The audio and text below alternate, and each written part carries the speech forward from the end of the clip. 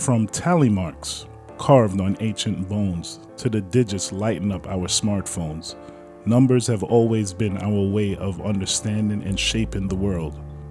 But how did we get here? Let's journey through the history of counting and numerals. Our story begins tens of thousands of years ago. Long before written language, humans needed a way to track quantities. The earliest evidence of counting comes from artifacts like the Ashango bone, found in Africa dating back over 20,000 years. The notches on this bone suggest early humans used tally marks to count resources like animals, food, or even lunar cycles. These tally marks were simple yet effective, but as societies grew, so did the need for more complex systems of counting.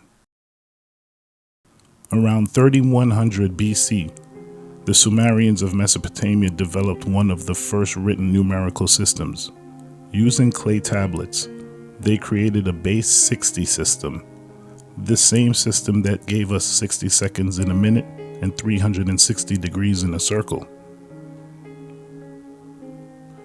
Meanwhile, in ancient Egypt, a different system was emerging.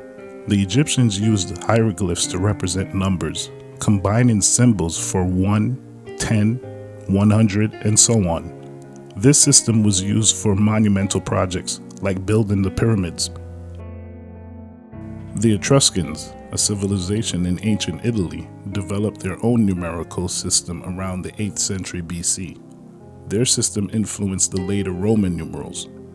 The Etruscan system was based on tally-like symbols and included a subtractive principle, which the Romans later adopted and refined.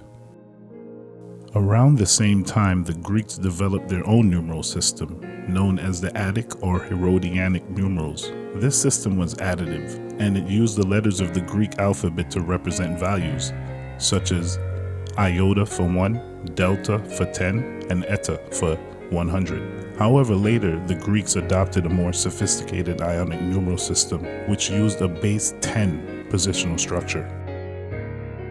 Around the 7th to 6th century BC, another numeral system arose, the Roman numeral system. It was heavily influenced by the early Etruscan counting system and was used for practical purposes in trade, construction, and governance.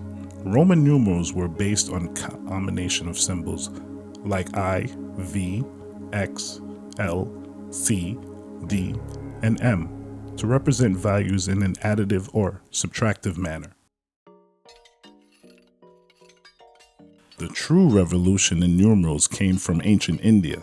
By the 5th century AD, Indian mathematicians developed a positional system where the value of a digit depended on its place in a number.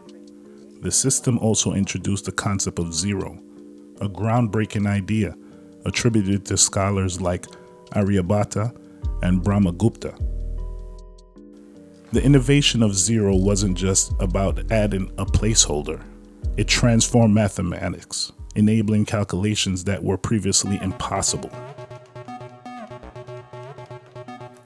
Through trade and scholarship, the Indian numeral system spread to the Islamic world by the 8th century. Persian and Arab mathematicians, such as Al-Khwarizmi, translated Indian texts and refined these ideas. The numerals became known as Arabic numerals because they entered Europe through Arabic texts. By the 12th century, this system reached Europe, thanks to scholars like Leonardo of Pisa, better known as Fibonacci.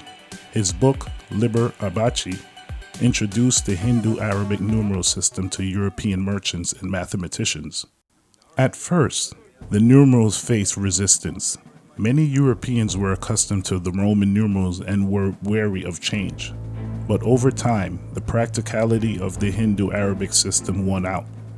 By the 6th century, it had become the standard across Europe. As the European empires expanded, they carried the numeral system to the rest of the world. By the 19th century, it had become the global standard.